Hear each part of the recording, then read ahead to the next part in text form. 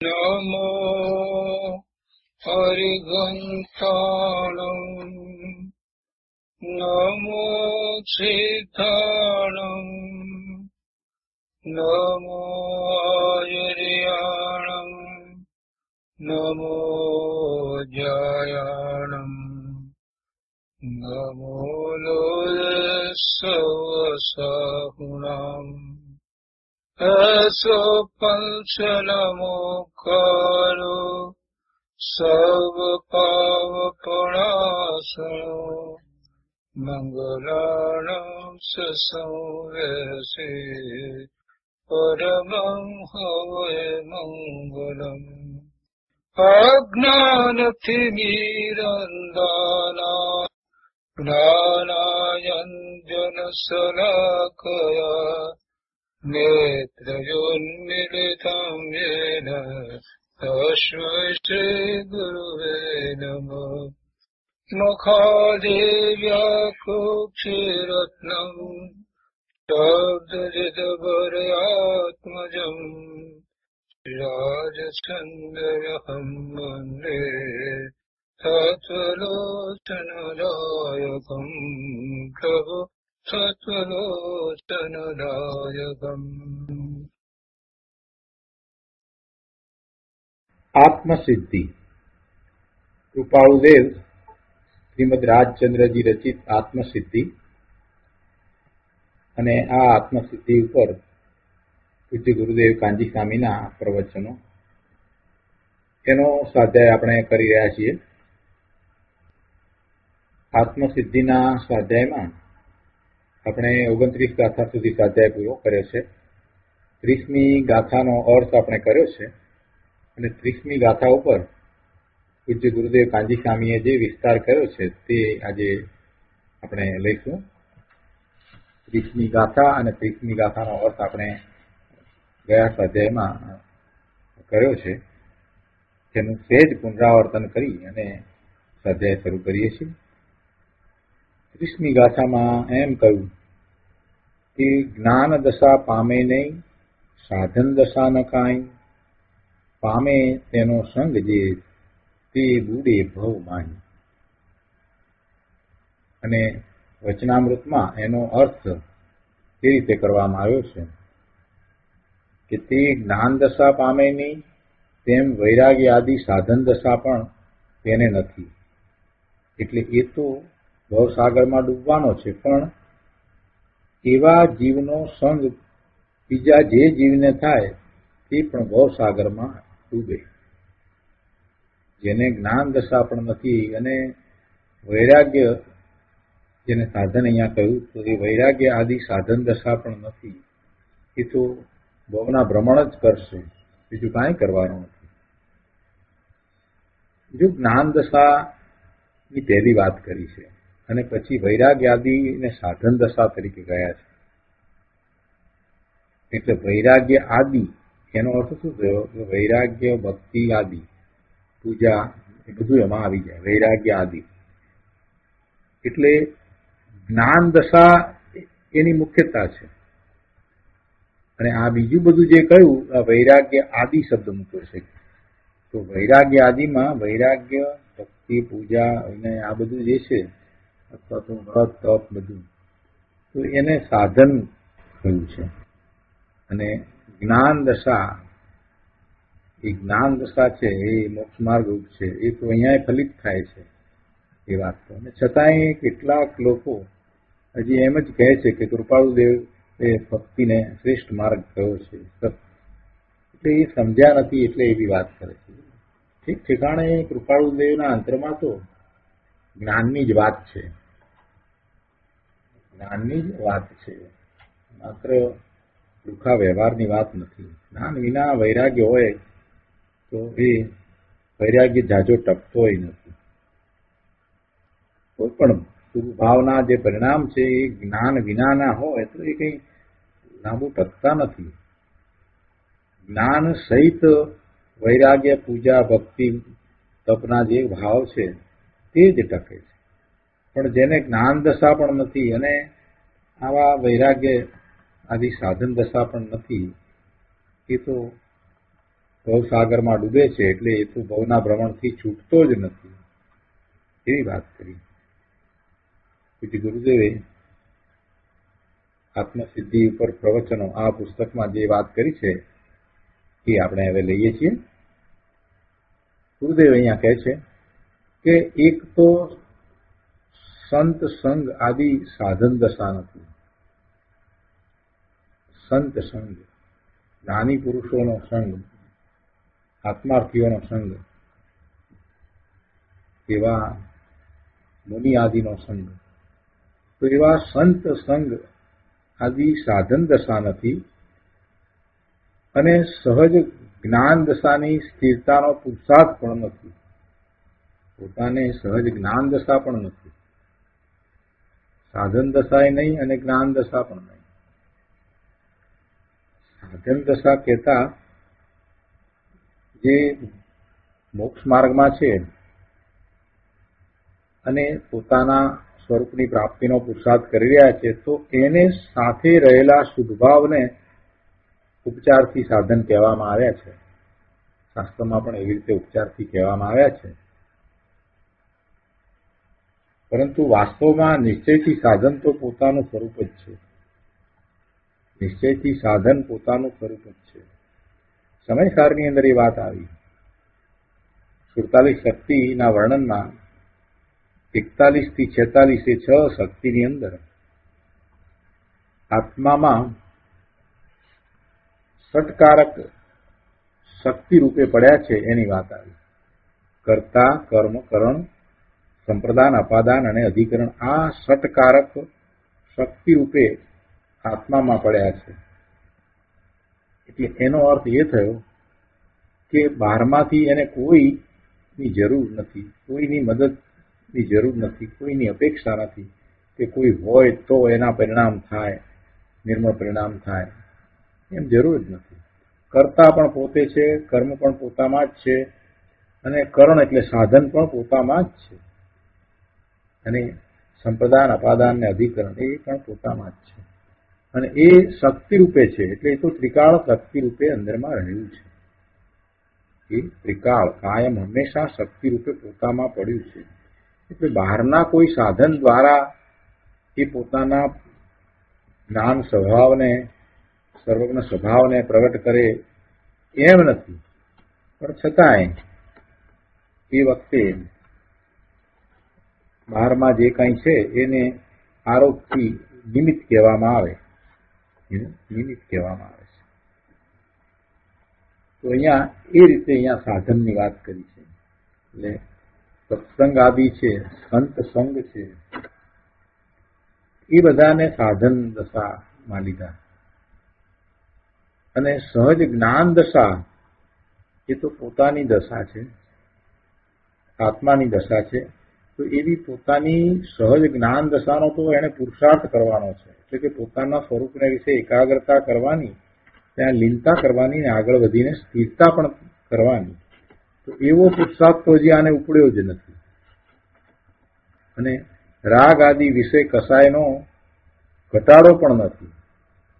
એવા જીવનો જેને સંગ મળે તે પણ ભવસાગરમાં ડૂબે.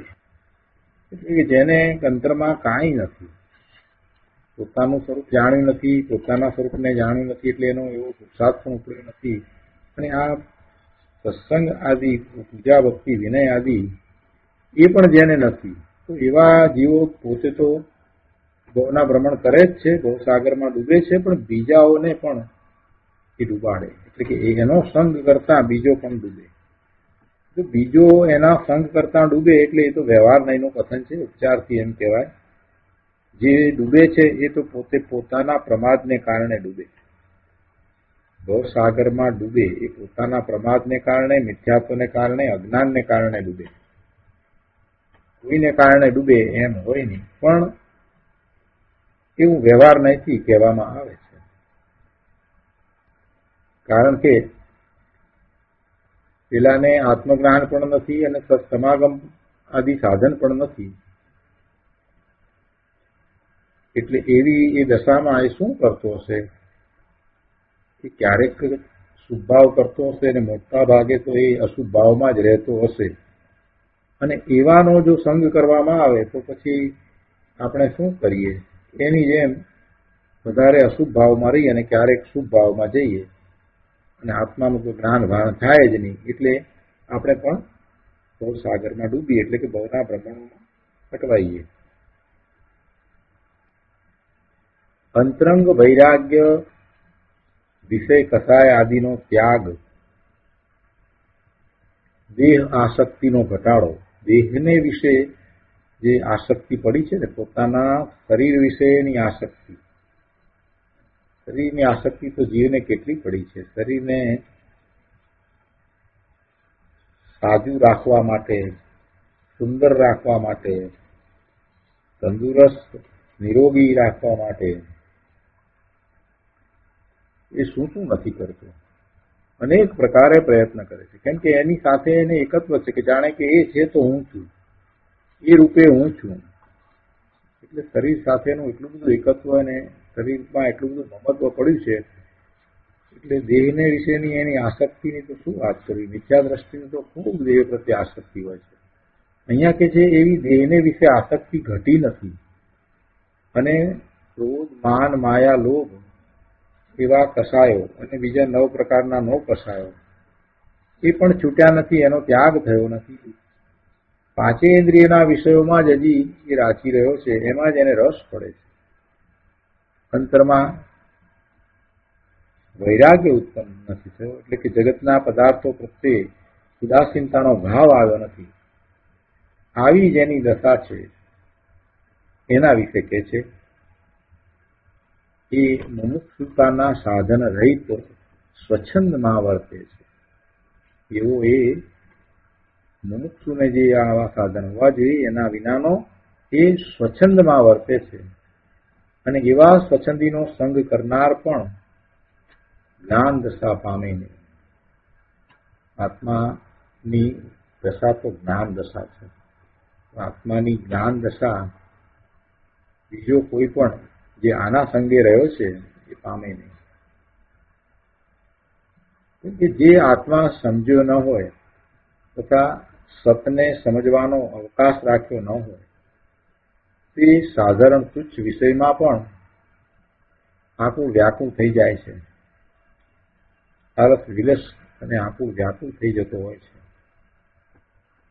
જેને શરીરની સાતા સુખ સગવડતાની રુચિ છે તે જ્ઞાન પામ્યો એમ કહી શકાય? ન કહી શકાય.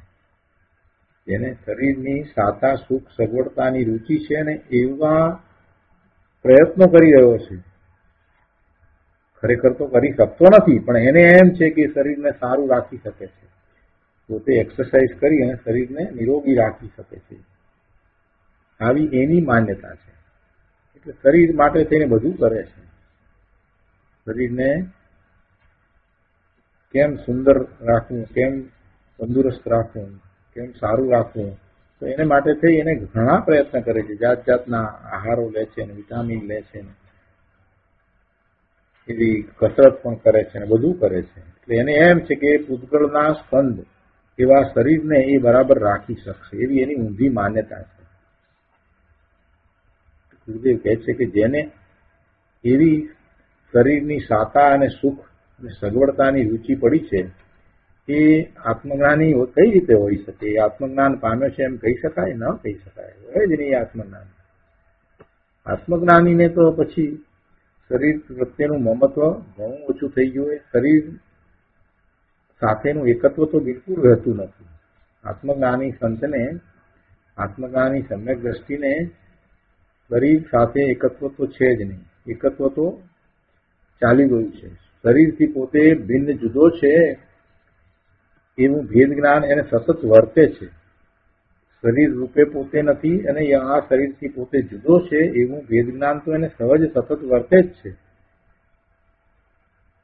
હજી ક્યાંક કોઈક પ્રકારે હજી શરીર પ્રત્યે એનો સૂક્ષ્મ રાગ એને રહ્યો હોય અને જેટલો રાગ છે તો એ પ્રમાણે શરીરમાં રોગ વગેરે આવ્યા હોય તો એનો એ ઉપાય પણ કરાવે અને એને માટે એ સંબંધીના પ્રશ્ન પણ વૈદ્ય કે ડોક્ટરને પૂછે, પણ એથી કાંઈ એમ નથી કે એને શરીર સાથે એકત્વ છે, એમ નથી હોતું. કેટલા અંશે હજી એને રાગ પડ્યો છે, એટલા અંશે શરીર પ્રત્યેનું એને ક્યાંક મમત્વ હોય, થોડું મમત્વ હોય. પણ એ મમત્વ કેવું છે?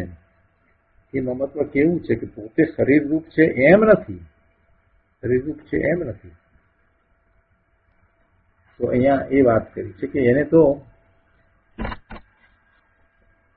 આત્મજ્ઞાન હોય નહીં. અને આગળ કહે છે કે તે કદી શાસ્ત્રના અલંકારી શબ્દોને ધારી રાખે, એટલે કે શબ્દો વાંચ્યા હોય એ યાદ રહ્યા હોય, શાસ્ત્રમાંથી જે વાત આવી હોય એ એને યાદ રહી હોય, શબ્દશઃ યાદ રહી ગઈ હોય, યાદશક્તિ સારી હોય તો. અને એમ એને એ આગોળતો પણ હોય, એટલે એને પાછો એ બોલતો હોય, જણાવતો હોય કે લખતો પણ હોય. અને એમ કરીને એ પોતાના મનને રાજી રાખે અને ખોટો સંતોષ પણ એ માને કે પોતાને જ્ઞાન છે. પણ ખરેખર વાસ્તવમાં તેને સહજ જ્ઞાન દશાનું ભાન નથી. એ માત્ર માહિતીરૂપ જ્ઞાનને લખે છે કે બોલે છે એટલું જ, બીજું કાંઈ નથી. જે માહિતીરૂપ જ્ઞાન છે એનો અભ્યાસ કર્યો છે અને યાદ રહ્યું છે તો બીજા આગળ બોલે છે અને પોતે એમ માને છે કે પોતે જ્ઞાની છે. ખરેખર એમ નથી. જ્ઞાન તો આત્માનું જ્ઞાન, અને એવું જ્ઞાન તો આત્માનું લક્ષ્ય કરતા થાય. પોતાનું શુદ્ધ સ્વરૂપ છે એની સન્મુખ થઈ અને ત્યાં એકાગ્ર થાય છે તો પોતાના અનંત ગુણના નિર્મળ એક રૂપ પરિણમનને પોતે અનુભવે છે, વેદે છે, અતિન્દ્રિય આનંદ રૂપે વેદે છે. અને એ પોતાને જાણે છે એવું પોતાને જાણવા વાળું જ્ઞાન, એવું સમ્યક જ્ઞાન એને પ્રગટ થાય છે. સમ્યક દર્શન, સમ્યક જ્ઞાન પ્રગટ થાય છે. અને જેટલો સમય એ સમ્યક દર્શન, સમ્યક જ્ઞાન રૂપે રહ્યો છે એટલું નિશ્ચયથી ચારિત્ર પણ છે. આમાંનું કાંઈ નથી. અને માત્ર શાસ્ત્રના શબ્દોને, ગુરુદેવ તો કહે છે કે એવા અલંકારી શબ્દોને ધારી રાખે અને બોલે, ગાથાઓ પણ બોલે, અને પાછો પોતે એમાં ધર્મ માની અને પોતે જ્ઞાની છે એમ માનીને રાજી રહે, મનને રાજી રાખે અને ખોટો સંતોષ રાખે, પણ તેને સહજ જ્ઞાન દશાનું ભાન નથી. તેથી તેનો સંગ કરનાર પણ સાગરમાં ડૂબે. કારણ કે તેવા જીવોમાં સાધન દશા પણ નથી અને જ્ઞાન દશા પણ નથી. એ વાણીમાં એમ બોલશે, કહેશે કે રાગ તો જીવનું સ્વરૂપ નથી, પુરુષાર્થ કરવો તે વ્યવહાર છે. પણ પોતામાં રાગ, દ્વેષ, વિષય કશાયનો ઘટાડો નથી. અને આ પ્રકારે વાત કરે, પૂર્ણ તત્વદ્રષ્ટિની માત્ર વાત જ કરે, તો એ પોતે તો ડૂબશે, પણ સાથે એનો સંગ કરનાર હશે એ પણ એની જેમ પ્રવૃત્તિને ડૂબશે, સાગરમાં ડૂબશે. આવો એ મતાર્થી પોતાનો પક્ષ એવો દ્રઢ કરે કે સાચું સમજવાનો અવકાશ પણ રાખે નહીં. પોતાનો પક્ષ દ્રઢ કરે એટલે પોતાની માન્યતાને એવી દ્રઢ કરે કે બસ પોતે જ જ્ઞાની, પોતે જ ધર્મી, બસ. એટલે પછી બીજાની વાતને તો એ માને નહીં. અને એમાંય પાછા એને એવા જેવા એના જેવા જ મળી ગયા હોય એટલે એ પાછા એનું માન કસાય પોષે કે હા બરાબર છે, આપ તો જ્ઞાની છો, એમ પાછા એને ચડાવવા વાળા પણ મળી ગયા હોય. એટલે આ અભિમાનમાં સાચા ધર્મી પાસે પણ જાય નહીં, એની નિશ્રામાં જાય નહીં, જ્ઞાનીની નિશ્રામાં જાય નહીં. અને આમ ને આમ પોતે બંધ કરે અને ભવસાગરમાં ડૂબે. એનો સંગ કરનારા પણ એમ ભવસાગરમાં ડૂબે. કેમ કે એને સમજવાનો અવકાશ જ રાખ્યો નહીં, સાચું સમજવાનો અવકાશ ન રાખ્યો.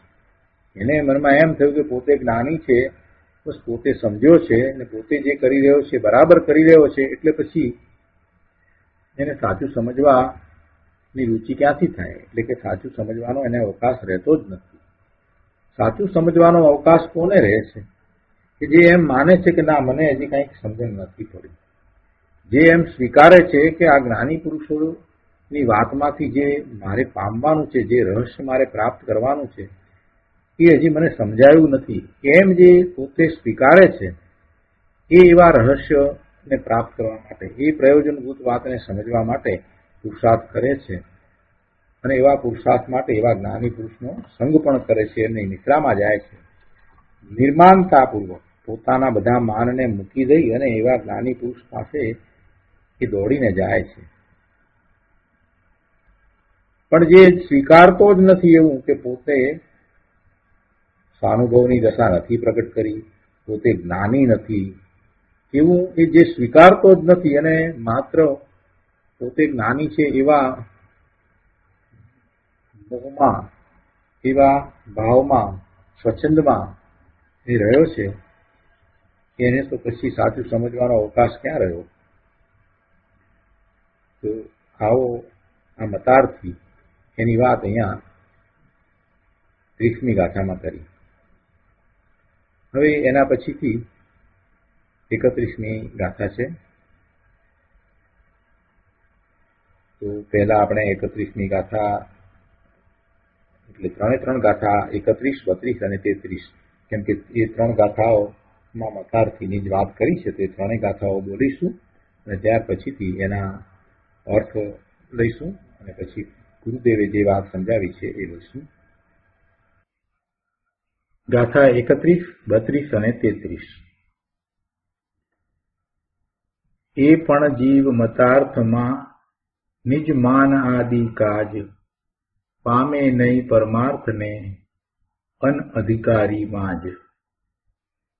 નહીં કશાય ઉપશાંતતા, નહીં અંતર વૈરાગ્ય, સરળપણું ન મધ્યસ્થતા, એ મતાર્થી દુર્ભાગ્ય. લક્ષણ કહ્યા મતાર્થીના, મતાર્થ જાવા કાજ, હવે કહું આત્માર્થીના, આત્મ અર્થ સુખ સાજ. ગાથા 31, 32 અને 33ના અર્થ આપણે વચનામૃતમાંથી લઈએ. 31મી ગાથાના અર્થમાં કહે છે કે એ જીવ પણ મતાર્થમાં જ વર્તે છે, કેમ કે ઉપર કહ્યા જીવ તેને જેમ કુલ ધર્મ આદિથી મતાર્થતા છે, તેમ આને જ્ઞાની ગણાવવાના માનની ઈચ્છાથી પોતાના શુષ્ક મતનો આગ્રહ છે. આ મતાર્થી છે, આ જીવ પણ મતાર્થી છે. કયો? તો એની વાત કરી અહીંયા કે એ પણ જીવ મતાર્થમાં નિજ માનાદિ કાજ, એમ કહ્યું ને, એટલે એનો અર્થ કરતા કહે છે કે એ જીવ પણ મતાર્થમાં જ વર્તે છે, એટલે કે મતાર્થી જ છે. કેમ કે પહેલા જે કયા ઉપર કયા એટલે પહેલા જે ગાથામાં વાત કરી એવા જીવ તેને જેમ કુળ ધર્મ આદિથી મતાર્થતા છે, તેમ આને એટલે આ મતાર્થીને પોતાના જ્ઞાની હોવાનું એવું અભિમાન છે. અને પોતે જ્ઞાની છે, પોતાને જ્ઞાની ગણાવે છે, પોતે માને છે, પોતે વાસ્તવમાં જ્ઞાની નથી, પણ પોતે બીજાઓ પાસે જ્ઞાની ગણાય, જ્ઞાની તરીકે માન પ્રાપ્ત કરે એવી ઈચ્છા સહિત છે. બીજાઓ પાસે પોતે પોતાની જાતને જ્ઞાની ગણાવે છે અને પોતાના શુષ્ક મતનો આગ્રહ સેવે છે, માટે તે પણ પરમાર્થને પામશે નહીં. અને અનઅધિકારી એટલે જેને વિશે જ્ઞાન પરિણામ પામવા યોગ નહીં એવા જીવોમાં તે પણ ગણાય. એ પણ જ્ઞાનનો અધિકારી થતો નથી, કેમ કે અજ્ઞાન વર્તે છે અને પોતાને જ્ઞાની ગણાવે અને બીજાઓ પાસે પણ એમ એવું મનાવે, પોતે એવા અભિમાનમાં રહે એ જ્ઞાન પામે નહીં. એ જ્ઞાન પ્રાપ્તિ માટે અધિકારી પણ નથી. જ્ઞાન પ્રાપ્તિનો અધિકારી તો કેવો હોય? એ તો નિર્માની હોય. અને એવા જ્ઞાની પુરુષની પાસે એને જવાનું થયું હોય તો જ્ઞાની પુરુષ પાસે પોતાના દોષને એ પ્રગટ પણ કરે કે પોતાનામાં આવા દોષ છે અને પોતે એવા દોષને દૂર કરીને એમની પાસેથી જ્ઞાન પ્રાપ્ત કરવા ઈચ્છે છે. આવું પણ એ ત્યાં પ્રગટ કરે. પણ આવું કાંઈ નથી ને પોતે અભિમાનમાં વર્તી રહ્યો છે, એ તો જ્ઞાન પ્રાપ્તિ માટે અધિકારી નથી. 32મી ગાથામાં પછી એમ કહ્યું અહીંયા કે નહીં કસાય ઉપશાંતતા, કસાય ઉપશાંત પણ નથી થયા. એટલે કહે છે કે જેને ક્રોધ, માન, માયા, લોભ રૂપ કસાય પાતળા પડ્યા નથી, તેમ અંતર વૈરાગ્ય પણ નથી. અંતરમાં વૈરાગ્ય પણ ઉત્પન્ન થયો નથી. આત્મામાં ગુણ ગ્રહણ કરવા રૂપ સરળપણું જેને રહ્યું નથી, તેમ સત્ય અસત્ય તુલના કરવાને જેને અપક્ષપાત દ્રષ્ટિ નથી, એટલે કે એને વિવેક નથી, સાચું શું અને ખોટું શું એનો જેને વિવેક પણ નથી, તે મતાર્થી જીવ દુર્ભાગ્ય એટલે જન્મ જરા મરણને છેદવા વાળા મોક્ષને પામવા યોગ્ય એવું તેનું ભાગ્ય ન સમજવું. નહીં કસાય ઉપશાંતતા, નહીં અંતર વૈરાગ, સરળપણો ન મધ્યસ્થતા, એ મતાર્થી દુર્ભાગ્ય. એનું કેવું દુર્ભાગ્ય છે એની અહીંયા વાત કરી અને એનું કારણ સમજાય. કસાય મંદ પડ્યા નથી, વૈરાગ્ય નથી, સરળતા નથી. તત્વને સમજવા માટે સરળતા, મધ્યસ્થતા જોઈએ. ન્યાયપૂર્વક વસ્તુના સ્વરૂપને સમજવું જોઈએ. શાસ્ત્રની ભાષામાં કહીએ તો અનેકાંત દ્વારા દિનેશ્વર ભગવાનની વાણીમાં જે કથન આવ્યા હોય એને સમજવા જોઈએ. એકાંતે નહીં. વસ્તુના સ્વરૂપને જે એકાંતે ગ્રહણ કરે છે એ તો પામતો જ નથી. જો અન્ય મત છે, જૈન સિવાયના બીજા બધા મત છે, વેદાંત છે, નૈયાયિક છે, બૌદ્ધ છે, આ બીજા બધા મત જે છે એ આસ્તિક દર્શન હોવા છતાં, એમને આપણે 6 આસ્તિક દર્શન કહીએ એમાં સમાવીએ, તે છતાં એ અધૂરા છે અને એ દ્વારા કોઈ આત્મજ્ઞાન પ્રગટ કરી શકતો નથી. છતાંય એ મત પાછા ચાલે પણ છે. તો આનું કારણ શું? જો સાવ ખોટો મત હોય, બિલકુલ કાંઈ પણ અંદર હોય જ નહીં તો ચાલે નહીં. એટલે કાંઈક તો એમાં સત્ય છે, પણ એ સત્ય કેવું છે? અધૂરું સત્ય છે. એકાંતે વાતને લઈ લીધી છે. દિનેશ્વર ભગવાને જે વાત કહી છે એ વાતને એમણે એકાંતે લીધી છે અને બીજી અપેક્ષાથી એ વાતને સમજતા જ નથી. દાખલા તરીકે એમ કહેવામાં આવ્યું હોય કે જીવ નિત્ય છે, તો બસ જીવને એકાંતે નિત્ય જ સમજી લીધો છે. જીવ એકાંતે નિત્ય છે તો દ્રવ્ય અપેક્ષાએ દિનેશ્વર ભગવાને તો એને નિત્યપણું કહ્યું હતું. જીવ દ્રવ્ય અને પર્યાય રૂપ છે. દ્રવ્ય એટલે ગુણોનો સમૂહ અને એના એક પછી એક વર્તમાન થતા પરિણામ એ પર્યાય, એમ મળીને જીવ છે. તો એમાંથી જે દ્રવ્ય છે એ તો નિત્ય છે, પણ જે પરિણામ છે, જે પર્યાય છે તે અનિત્ય છે. એટલે પર્યાયની અપેક્ષાએ જીવ અનિત્ય પણ છે અને દ્રવ્યની અપેક્ષાએ જીવ નિત્ય પણ છે. તો બંને અપેક્ષાએ વસ્તુના સ્વરૂપને સમજવું જોઈએ. એના સ્થાને બીજા ધર્મની અંદર એક જ અપેક્ષાએ વાતને લેવામાં આવે, પર્યાયની વાત લે જ નહીં અને માત્ર દ્રવ્યની વાત લેવામાં આવે કે નિત્ય જ છે, પર્યાયને ગણવામાં જ ના આવે. વેદાંત પર્યાયને માનતું જ નથી. અને એમ થવાથી, એકાંતે વસ્તુને પકડવાથી પછી મિથ્યાત્વનો પ્રસંગ આવે. બીજી અપેક્ષાથી એની વાત ખોટી ઠરે એટલે મિથ્યાત્વનો પ્રસંગ આવે. એટલે બધા જ દર્શનમાં એકાંતે વસ્તુના સ્વરૂપને લેવામાં આવ્યું છે. જે એકાંતે જે વાત કરવામાં આવી છે એ અપેક્ષા એ સાચી છે, એમ નથી કે ખોટી છે, પણ પછી બીજી અપેક્ષાએ એ વાત ખોટી પડે એટલે મિથ્યાત્વનો પ્રસંગ આવે. એટલે બીજા દર્શનની અંદર એક એક વાત સાચી છે, એક એક વાત સાચી છે એટલે એ ટકી રહ્યા છે, પણ જે વાત જે સાચી છે એને એમણે એકાંતે લીધી છે, એકાંતે લીધી છે એટલે એ દર્શનની માન્યતાને સ્વીકારતા આગળ વધતા પછી જ્ઞાનની સમ્યક દર્શનની પ્રાપ્તિ થતી નથી. એટલે એ બીજા દર્શનને એક સ્વીકારીએ તો સમ્યક દર્શનની પ્રાપ્તિ થાય નહીં, મોક્ષની તો પછી ક્યાંથી પ્રાપ્તિ થાય. બીજી રીતે કહેવું હોય તો એમ કહેવાય કે જિનેશ્વર ભગવાનની વાણી સાંભળતા સાંભળતા એ અડધેથી ઉઠી ગયા અને પ્રભુએ જયારે એક અપેક્ષાથી કોઈક વસ્તુનું સ્વરૂપ સમજાવ્યું હતું તો એટલું સમજીને બહાર નીકળી ગયા, અને બીજી અપેક્ષાથી પ્રભુ જયારે એની વાત કરતા હતા ત્યારે તો ક્યાંય દૂર નીકળી ગયા હતા.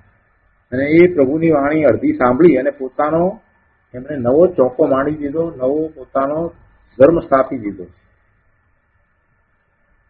પોતાનો નવો જુદો ધર્મ સ્થાપી દીધો. એમ કહીએ તો ખોટું નહીં.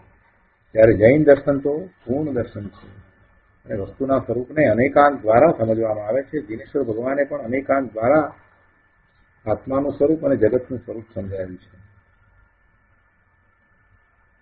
તો આપણે અહીંયા આ વાત કરી રહ્યા હતા કે જેને ક્રોધ માન માયા લોભ રૂપ કસાય પાતળા પડ્યા નથી, તેમ જેને અંતરંગ વૈરાગ ઉત્પન્ન થયો નથી, આત્મામાં ગુણ ગ્રહણ કરવારૂપ સરળપણું જેને રહ્યું નથી, તેમ સત્ય અસત્ય ને જાણીને એની તુલના કરીને કે આ સત્ય હોય કે આ સત્ય હોય એમ એને જાણીને એની તુલના કરીને અસત્ય સાથે શું સત્ય છે શું સત્ય છે એને વિવેકપૂર્વક સમજતો નથી. અપક્ષપાત દ્રષ્ટિ નથી, અપક્ષપાત દ્રષ્ટિ નથી, ન્યાયપૂર્વક વસ્તુના સ્વરૂપને લેતો નથી.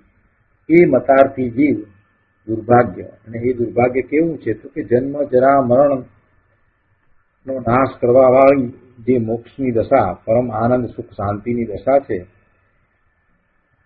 એને પામવા યોગ્ય એ થતો નથી. એવું એનું ભાગ્ય નથી. અને પછી 33મી ગાથામાં મતાર્થીના લક્ષણો અહીંયા પૂરા થાય છે એમ કહ્યું, અને એ લક્ષણો શા માટે વર્ણવ્યા એનું પ્રયોજન સમજાવ્યું કે એમ મતાર્થી જીવના લક્ષણ કયા, તે કહેવાનો હેતુ એ છે કે કોઈ પણ જીવનો તે જાણીને મતાર્થ જાય, પોતે મતાર્થને ત્યાગે, એટલા માટે આ મતાર્થીના લક્ષણ સમજાવ્યા છે. અને હવે આત્માર્થી જીવના લક્ષણ કહીએ છીએ, અને એ લક્ષણની વાત પછીથી ગાથામાં આવશે. જે આત્માર્થીના લક્ષણ છે તે દ્વારા આત્માર્થી પોતે પોતાના સ્વરૂપની પ્રાપ્તિ કરે છે, પોતાના પુરુષાર્થથી પોતાના સ્વરૂપની પ્રાપ્તિ કરે છે, તેના કેવા લક્ષણ હોય એ બધી વાત પછી આવશે. તો આપણે આ 3 ગાથાનો અર્થ જે કર્યો છે 31, 32 અને 33, એનો વિસ્તાર પૂજ્ય ગુરુદેવ કાંજી સ્વામી પાસેથી સમજીએ. આત્મસિદ્ધિ ઉપર ગુરુદેવ કાંજી સ્વામીના પ્રવચનો આ પુસ્તકની અંદર પાના નંબર 151 ઉપર ગુરુદેવ અહીંયા સમજાવે છે. 31મી ગાથાનો વિસ્તાર કરીને સમજાવે છે કે પૂર્વે મતાર્થી અભિમાની માનાર્થી, મતાર્થી માનાર્થી, માનાર્થી એટલે જે અભિમાનમાં રહ્યો છે એવા મતાર્થીના લક્ષણ કયા પહેલા.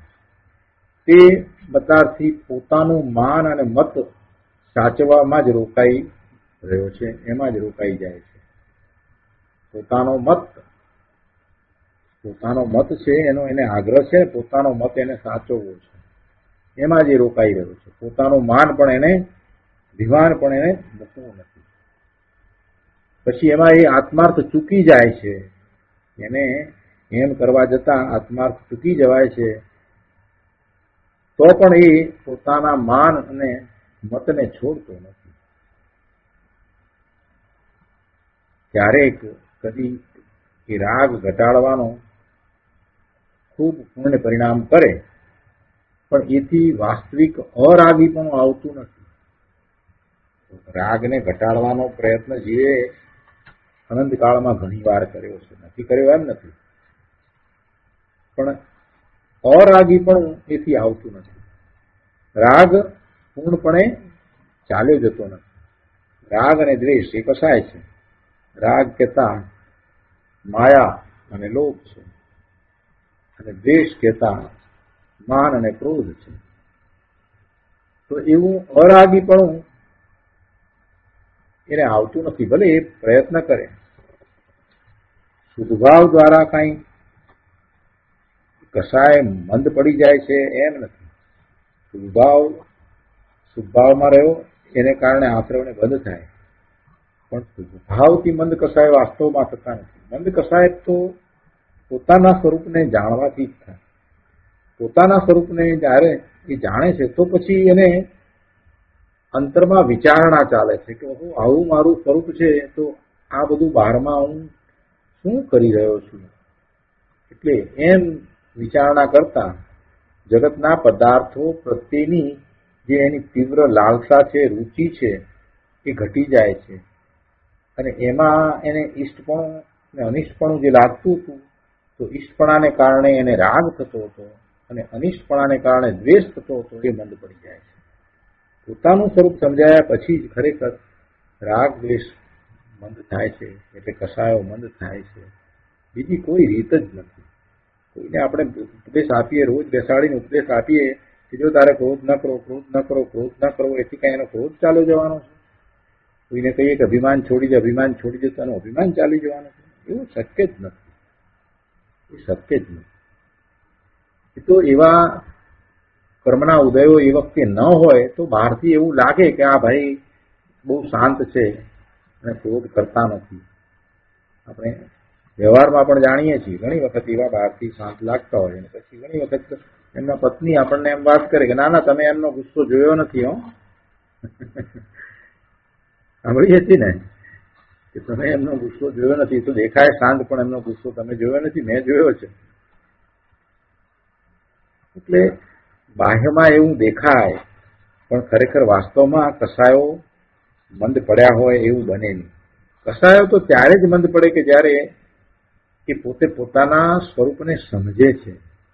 પોતાનું સાચું સ્વરૂપ કેવું છે એ જ્યારે સમજે છે અને એના સંબંધની એને વિચારણા થાય અને સમ્યક દર્શનની સન્મુખ થયો છે, નજીક પહોંચ્યો છે, તો એને કસાયો મંદ પડ્યા હોય. બાકી તો બીજી કોઈ રીત નથી. બાકી તો એ બાહ્યમાં એવું દેખાતું હોય તો એને તો રૂંધાયેલો કસાય કયો છે. જયંત્રીબેને એને ચંપાબેને એને રૂંધાયેલો કસાય કયો છે. બહારમાં શાંતિ દેખાય પણ એ તો રૂંધાયેલો કસાય છે. પેલો અગ્નિ હોય એની પર આમ રાખ વાળી દીધી હોય પણ અંદરમાં અગ્નિ સળગી રહ્યો હોય, એના જેવું છે. વાત અહીંયા એ આપણે કરી રહ્યા છીએ કે એને ખરેખર પુણ્યના પરિણામ થાય એથી કઈ વાસ્તવિક અરાગી પણ આવતું નથી. અને એવું પુણ્યના પરિણામ થાય એવું મેં ઘણી વાર કર્યું છે. એટલે કે શુદ્ધભાવ તેને ઘણા એ કર્યા છે, પણ માન મૂક્યું નથી, પોતાનો મત છોડવો નથી, પોતાનું અભિમાન છોડવું નથી, પોતાની મોટાઈ છોડવી નથી. પોતે સાચો છે, પોતે જ્ઞાની છે, આ બધી મિથ્યા માન્યતાઓ સહિત રહ્યો છે, એને એ છોડવા માંગતો નથી. એટલે નકારથી છે. અહીંયા ગુરુદેવ આગળ સમજાવે છે કે અપેક્ષાથી વાત આવે કે આત્મા તો શુદ્ધ જ છે. જો અપેક્ષાથી એટલે સિદ્ધાંતની વાતને પણ જ્યારે કહેવામાં આવી હોય ત્યારે એને જેમ છે તેમ સમજવી જોઈએ, ન્યાયપૂર્વક સમજવી જોઈએ. નિશ્ચય અપેક્ષાએ વાત જ્યારે કરવામાં આવી હોય ત્યારે એમ કહેવામાં આવ્યું કે આત્મા તો શુદ્ધ જ છે, આત્મા જ્ઞાતા છે અને આત્મામાં કોઈ મલિનતા છે જ નહીં. નિશ્ચય અપેક્ષાએ આત્માના સ્વરૂપનું વર્ણન ચાલતું હોય ત્યારે આ રીતે જ વાત આવે. અને એ વાત પણ નિશ્ચયથી સાચી છે, સમ્યક છે, અને એ વાતનો સ્વીકાર કરી અને એવા પોતાના સ્વરૂપની પ્રાપ્તિનો પુરુષાર્થ પણ થાય જ છે. આ બધું બરાબર છે, પણ છતાંય વર્તમાન પર્યાય ને એક બિલકુલ છે જ નહીં, એને કાઢી નાખે તો નહીં ચાલે. વર્તમાનમાં પોતાના સ્વરૂપ ને વિશે પોતાની જે પર્યાય છે એને પણ સમજવી તો એને પડશે જ કે પોતાનું શુદ્ધ સ્વરૂપ છે, શક્તિ અપેક્ષાએ છે, પણ એની વ્યક્તતા પર્યાયમાં ક્યાં થઈ છે? પોતાને અત્યારે વર્તમાનમાં મલિનતા પણ છે, પોતાને વર્તમાનમાં દોષ પણ છે, એ તો એને સ્વીકારવું તો પડે. એટલે અપેક્ષાથી વાત આવે કે આત્મા તો શુદ્ધ જ છે, જ્ઞાતા છે, પણ એ દશાનો અપૂર્વ પુરુષાર્થ જોઈએ અને તે પૂર્ણ પવિત્ર દશાનું અંશે ભાન થયું એટલે કે સમ્યક તો થયું હોય તો વર્તમાન દશા બદલાઈ જાય. વર્તમાન દશા બદલાઈ જાય, સમ્યક દ્રષ્ટિને એની દશા બદલાઈ જાય છે. આ વાત બરાબર છે. પણ હવે એ તો જેને છે એની વાત કરી, જેને સમ્યક દર્શન પ્રગટ કર્યું છે એની અપેક્ષાથી એ વાત કરી કે એને તો પછી કોઈ દોષ લાગતો જ નથી એમ પણ કહેવામાં આવ્યું હોય. સમ્યક દ્રષ્ટિ માટે એમ પણ કોઈક અપેક્ષાથી કહેવામાં આવ્યું હોય કે એને બંધ નથી એમ પણ કહી દેવામાં આવ્યું. બંધ નથી એટલે કે અનંતાનુબંધી કસાય હવે ગયો છે તો અનંત અનુબંધ થાય એવા બંધ પડતા નથી. એ અપેક્ષાથી એમ કહ્યું હોય કે એને બંધ પણ પડતા નથી. હવે આને બદલે આ જે અપેક્ષાથી વાત કરવામાં આવી છે એને બદલે પેલો એકાંતે એને એમ લઈ લે કે બસ આ જ છે મારી દશા, આવી જ છે. પોતે જ્ઞાની નથી છતાં એમ જ માને કે બસ આત્મામાં તો કોઈ મલિનતા છે જ નહીં, આત્મા તો માત્ર જ્ઞાતા છે, તે તો શુદ્ધ જ છે. એમ જો એ લઈ લે અને કોઈ પોતાના શુદ્ધ સ્વરૂપને પ્રગટ કરવાનો પુરુષાર્થ જ હોય નહીં અને માત્ર એ વાણીમાં એમ બોલ્યા કરતો હોય તો એવો એ શુષ્ક જ્ઞાની તથા બીજા ક્રિયાજળવાળા, તો તેને માટે કહે છે અહીંયા કે ક્રિયાજળવાળા કે જે ક્રિયામાં જ રોકાઈ રહ્યા છે, આત્માનું ભાન નથી, ધ્યેય શું છે, ધર્મ શું છે એ કાંઈ સમજતા નથી, માત્ર ક્રિયા જળ છે એવા, તો એમની વૃત્તિ પણ વિષય કસાય આદિમાં રોકાઈ જાય છે. આ બંનેની શુષ્ક જ્ઞાની તથા ક્રિયા જળ એ બંનેની વૃત્તિ તો ઇન્દ્રિયોના વિષયોમાં અને કસાયમાં રોકાયેલી છે અને એની પરીક્ષા થઈ જાય છે. ક્યારે પરીક્ષા થાય કે જ્યારે એમને દેહની કાંઈક ઉપાધિ આવી હોય, સગવડતા પડતી હોય, પ્રતિકૂળતા હોય, સગવડતામાં ખામી આવે તો એની પરીક્ષા થઈ જાય છે. એ મૂંઝાઈ જાય, આખું વ્યાકુળ થઈ જાય, ગભરાઈ જાય, ભયભીત થઈ જાય. જ્ઞાની હોય એને એમાંનું કાંઈ થાય નહીં. એક અજ્ઞાની આવો મતાર્થી હોય, મિથ્યાદ્રષ્ટિ હોય અને અભિમાનમાં રહ્યો હોય, માત્ર શાસ્ત્રની વાત તો વાંચીને બોલતો હોય કે આત્મા તો શુદ્ધ જ છે વગેરે વગેરે, એને એમ કહેવામાં આવે, એનું નિદાન એવું થાય કે એના વિશે રોગનું કે એને કેન્સર છે, એને કેન્સર છે. અને બીજો જ્ઞાની હોય એને પણ એવી જ વાત બને કે એને પણ કેન્સર છે. તો પછી ખ્યાલ આવે કે બંનેની દશા કેવી છે. જ્ઞાનીને તો કાંઈ ફેર પડતો નથી કે કેન્સર છે તો એ શરીરને વિશે છે, મને ક્યાં છે.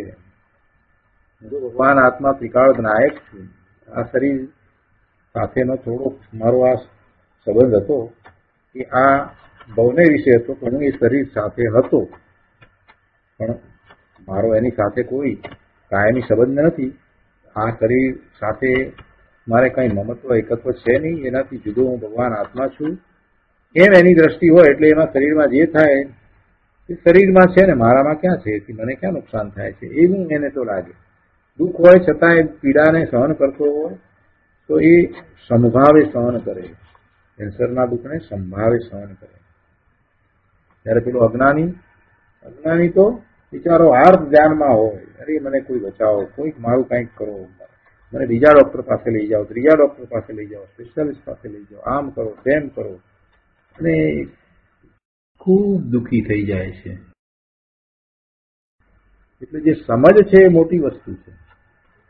સમ્યક દર્શન સુધી આપણે અનુભવ સહિતની દશામાં ન પહોંચ્યા હોય તો પણ ધારણા જ્ઞાન સુધી તો પહોંચી શકીએ, સાચી સમજ તો પ્રાપ્ત કરી શકીએ ને. જેને એવી સાચી સમજ છે, આવા સ્વાધ્યાયને કારણે જેને એવી સાચી સમજ આવી છે,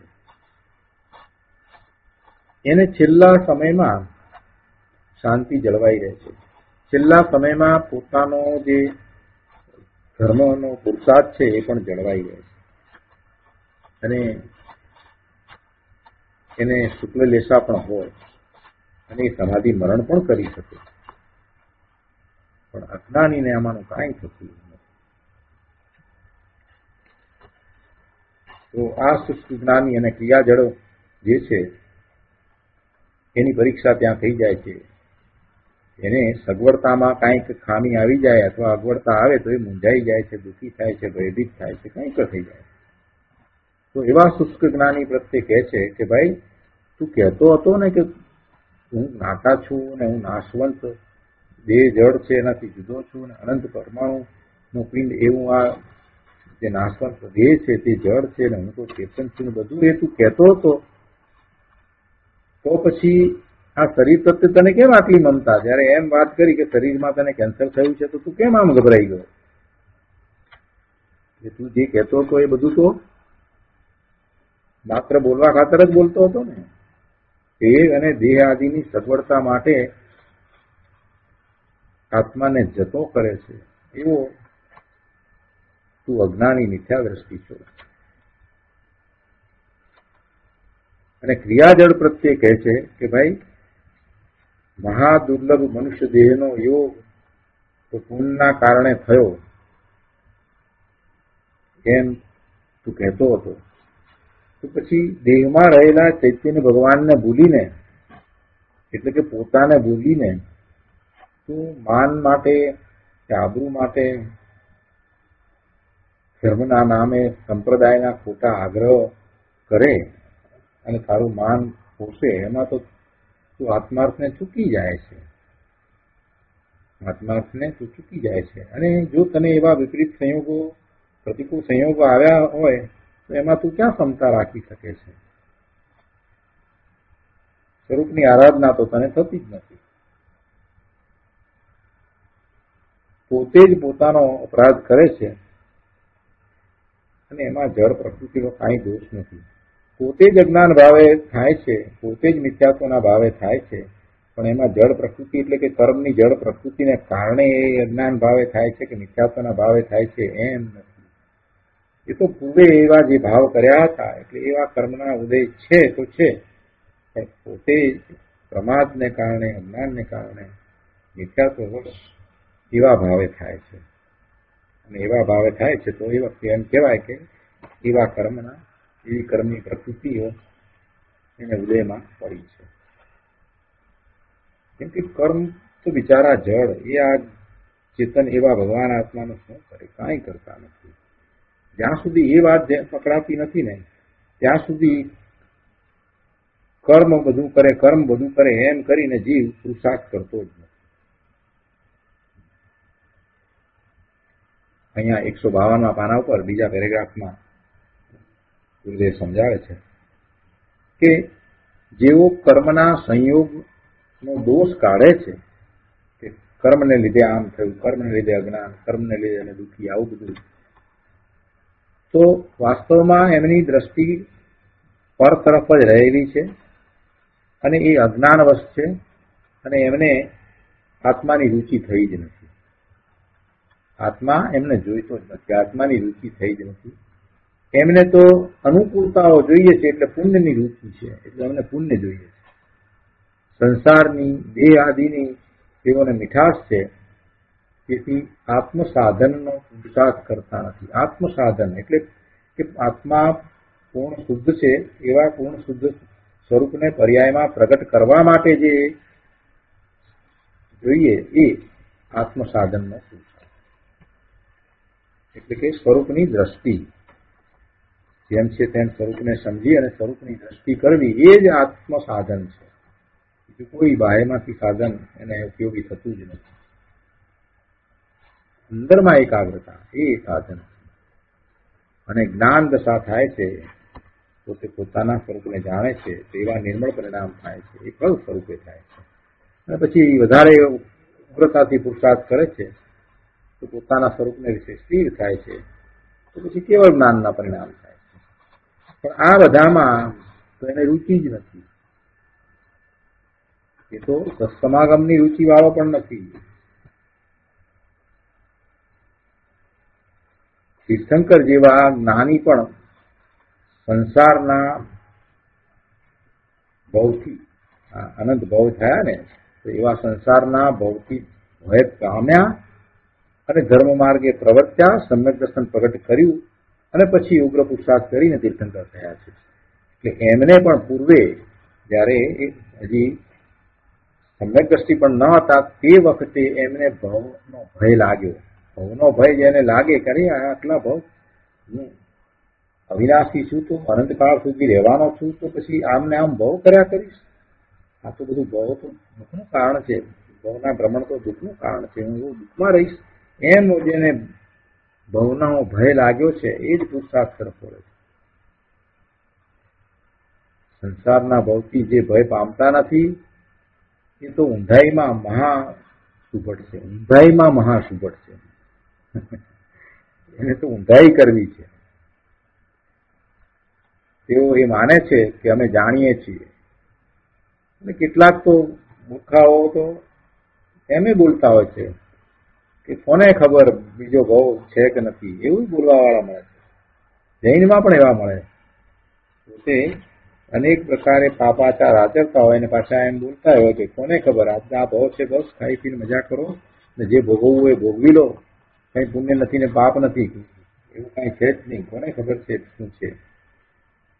આવા જીવો તો અનંત કાળ સુધી ભટકે છે, અનંત કાળ સુધી ભટકે છે. અને જે થોડું ઘણું કંઈક સમજે છે એ પણ ઊંધાઈ છોડતા નથી, તો એ પણ ભટકે છે. જે અભિમાનમાં રહ્યા છે કે અમે જાણીએ છીએ, તો એ પણ ભટકે છે. જે એમ માને છે કે અમારી શ્રદ્ધા દ્રઢ છે, અમને ધર્મની શ્રદ્ધા છે, અમે જે કહીએ સાચું છે, એમ પક્ષપાતથી જેમની બુદ્ધિ વર્તે છે એ બધા મતાર્થમાં છે. અને એ મતાર્થપણું પોતાની ઊંધાઈથી એમણે પકડી રાખ્યું છે. પોતાને જ્ઞાની મનાવવામાં માનની તેમને મીઠાશ છે. બીજાઓ એને જ્ઞાની માને એમાં એને મીઠાશ લાગે છે, એમાં એને આનંદ આવે છે. આત્મજ્ઞાન કોઈ અપૂર્વ વસ્તુ છે, તેને પામવાની અને સાચો આનંદ પ્રાપ્ત કરવાની એની યોગ્યતા નથી, લાયકાત નથી. એટલે એ બધા અનઅધિકારી છે, અપાત્ર છે. તો આ રીતે 31મી ગાથાનો વિસ્તાર ગુરુદેવે કર્યો. હવે 32મી ગાથાના મતાર્થીનું સમુચ્ચય લક્ષણ કહે છે. સમુચ્ચય લક્ષણ બધું ભેગું કરી અને બધી જ વાત સાથે લીધી છે. બહુ સરસ ગાથા છે. 32મી ગાથાની અંદર વાત બહુ સરસ આવી છે, અને આ ગાથાને વારંવાર યાદ કરવાની, જેથી કરીને આપણને ખ્યાલ આવે. સમુચ્ચય છે ને એટલે એક સાથે ઘણી વાત એમાં આવી જાય છે.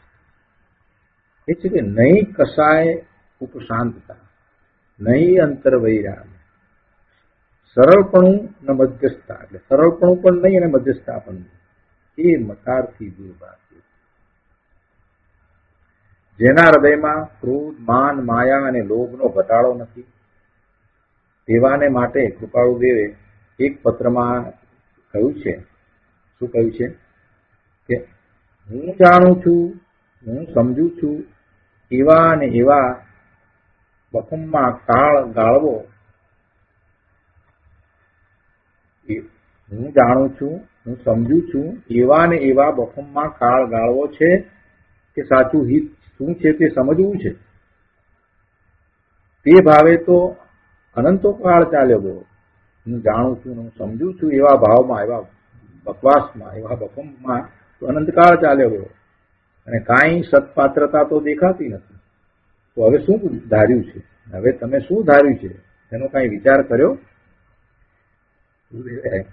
કૃપાળુ દેવે આવી વાત પત્રમાં લખી છે, અને ગુરુદેવે એ વાતને અહીંયા મૂકી છે.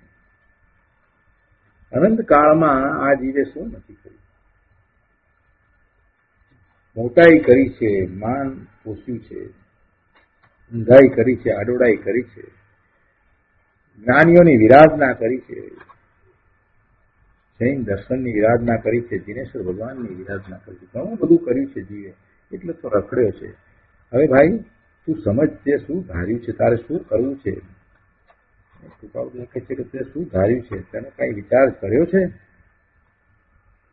તારામાં કાંઈ જોવા મળતું નથી. આ કસાયની ઉપશાંતતા નથી, અંતરમાં વૈરાગ્ય નથી, સરળપણું નથી, મધ્યસ્થતા નથી, નિર્માણતા નથી, તને આત્મા પ્રત્યેની રુચિ નથી, તને ધર્મ પ્રત્યેની રુચિ નથી, તને મહાપુરુષો પ્રત્યેનો વિનય નથી, તને તીર્થંકર ભગવાન, કેવળી ભગવાનની વાણીનો વિશ્વાસ નથી, પ્રભુ પ્રત્યેનો તને અહોભાવ આવ્યો નથી, પ્રભુની કરુણા તું સમજ્યો નથી કે પ્રભુએ જે કરુણા કરી છે એનું ભાજન તું થયો છે, પણ તને એ વાતનો ખ્યાલ નથી, તે એ વાતને સ્વીકારી પણ નથી.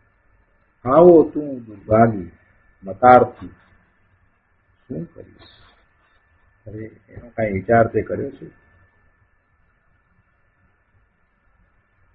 અનંત કાળમાં જે નથી થયું તે અપૂર્વ તત્વની જ્ઞાન દશા કેવી પવિત્ર નિર્દોષ હોય,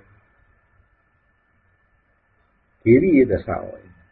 અનંત કાળમાં જે નથી થયું, પૂર્વે ક્યારેય નથી થયું. શું નથી થયું? તો કે જ્ઞાન દશા, તત્વને જેમ છે તેમ જાણીને પોતાની જ્ઞાન દશા થવી, પોતાના સ્વરૂપનો અનુભવ કરીને પોતાનું જ્ઞાન થવું, આત્માનું જ્ઞાન થવું, એવી જ્ઞાન દશા થવી. અને એવી જ્ઞાન દશા કેવી પવિત્ર અને નિર્દોષ હોય છે એ તું જાણે છે? એ તું કાંઈ જાણતો નથી. એવી દશા તો પહેલા લાવ, એ દશા તો લાવો. હૃદય કે એવી દશા તો તું પ્રગટ કર.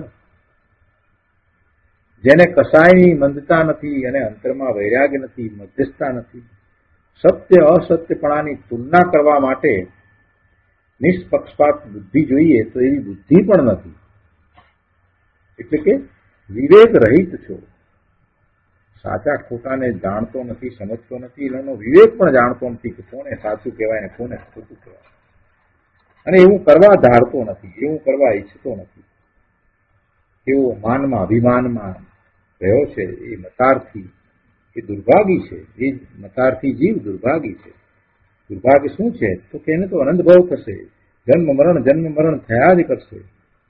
જન્મ મરણથી રહિત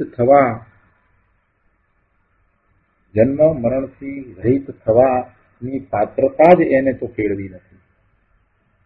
જન્મ મરણ છેદવા જેવું એનું હજી વીર્ય ઉચ્યું જ નથી. અહીંયા કહે છે કે અંતર વૈરાગ્ય કયો ને, એટલે અંતર વૈરાગ્ય નહીં, બાહ્ય વૈરાગ્ય આદિની તો વાત નથી કરી, પણ અંતર વૈરાગ્યની અહીંયા વાત કરી. તો અંતર વૈરાગ્ય નહીં, અંતર વૈરાગ્ય હોય એને બહારમાં વૈરાગ્ય હોય. બહારમાં દેખાડાનો જેને વૈરાગ હોય એને અંતરંગ વૈરાગ ના પણ હોય, પણ જેને અંતરંગ વૈરાગ હોય એને તો બહારમાં વૈરાગ દેખાય છે.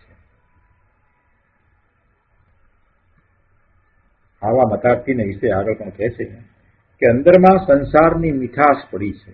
અંદરમાં સંસારની મીઠાશ રાખીને ધર્મશાસ્ત્રો વાંચતો હોય છે, ચર્ચા કરતો હોય છે.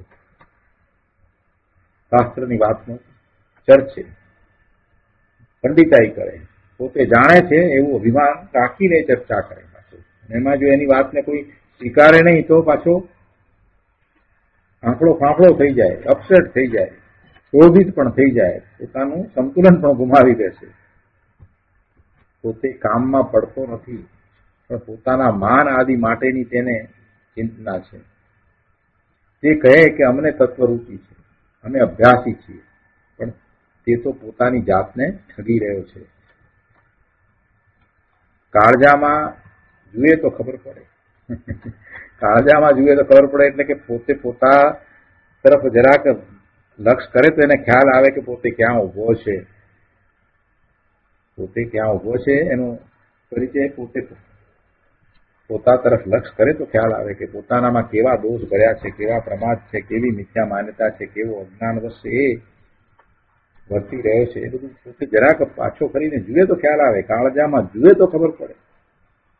મધ્યસ્થપણે જોવું જોઈએ, પાછું પક્ષપાત વિના. મારા કુટુંબની પોણા-16 હાનિ ન થાય તથા મારા સ્નેહીઓમાં ઠીકઠાક રહે તો ઠીક, એવી એને વૃત્તિ પડી છે ને એમાં એ ટક્યો છે. પોતાના કુટુંબને વિશે કાંઈ ઓછું ન થઈ જાય, અને સ્નેહીઓ બધા એની આસપાસમાં જે રહ્યા છે એ બધું સારું રહે તો ઠીક, એવી વાતમાં એ તો ટક્યો છે. બહારમાં ભલે એ વાંચતો હોય ધર્મના શાસ્ત્ર, પણ મૂળ ટક્યો છે તો એમાં જ. તો એવાઓને માટે કૃપાળુદેવ કહે છે કે આત્માના નામે કોઈ બાહ્ય ત્યાગ વૈરાગ કરે છે, કોઈને મોહ ગર્ભિત વૈરાગ્ય છે, કોઈને દુઃખ ગર્ભિત વૈરાગ્ય છે, પણ વિષય કસાયનો તેને ઘટાડો નથી. સરળપણું નથી, મધ્યસ્થતા નથી. એ મતારથી દુર્ભાગ્ય જીવો આત્માર્થ કેવી રીતે પામે? એ ન પામે. ક્યારેક બહારથી સ્ત્રી, ઘર આદિના યોગનો અંતરાય હોય, જો એવા કર્મના ઉદયને કારણે આ સંપત્તિ વગેરેનો અંતરાય હોય, એટલે એમ લાગે કે આ સામાન્ય છે એમ. અને પછી કંઈક અધ્યાત્મ ગ્રંથો મળ્યા હોય, કોઈક વેશ ધારણ કર્યો હોય, લોકમાં કાંઈ ધર્મીપણાનું માન વધ્યું હોય, તો પછી એને મતાગ્રહની પકડ થઈ જાય છે. અને તેવા જેવો દુર્ભાગી છે. પોતાને અંતરંગ અભિપ્રાયમાં ભૂલ હોય, દોષ હોય, પણ માન આદિ રાખવા ખાતર ભૂલથી ટેવાયેલાને પોતાનો દોષ દેખાતો નથી, પોતાના દોષને દેખતા નથી. તેમને પોતાના કસાય આદિ દોષો દેખાતા નથી અને કહે છે કે અમારે સંભાવ છે. આવી વાત છે. તો આ રીતે 32મી ગાથા પણ અહીંયા પૂરી થાય છે. અને 33મી ગાથામાં તો જે વાત કરી છે, બહુ ટૂંકી વાત કરી છે. ગુરુદેવે એનો બહુ વધારે વિસ્તાર નથી કર્યો, કેમ કે એ તો એટલું જણાવવાવાળી ગાથા છે કે આ મતાર્થીના જે લક્ષણ કયા, તો એ મતાર્થને કાઢવા માટે કયા છે. મતાર્થને કાઢવા માટે એને સમજીને મતાર્થ દૂર કરવાનો છે. એટલે અહીંયા એમ થયું છે કે માત્ર નિષ્કારણ કરુણાથી આ લક્ષણો દ્વારા મુમુક્ષુ જીવો પોતાના દોષને સમજી અને ટાળે તે માટે મતાર્થીના લક્ષણો પક્ષપાત રહિત કયા છે. જેનામાં દોષ હોય તે મધ્યસ્થપણે સરળતાથી તે દોષનો ત્યાગ કરે તો જ તે સાચું આત્મહિત સાધી શકે. અને હવે પછી તે આત્માર્થીના લક્ષણ થશે. તો આ રીતે આપણે 33 ગાથાનો સ્વાધ્યાય અહીંયા પૂરો કરીએ છીએ. હવે સુખધામ બોલીએ. સુખધામ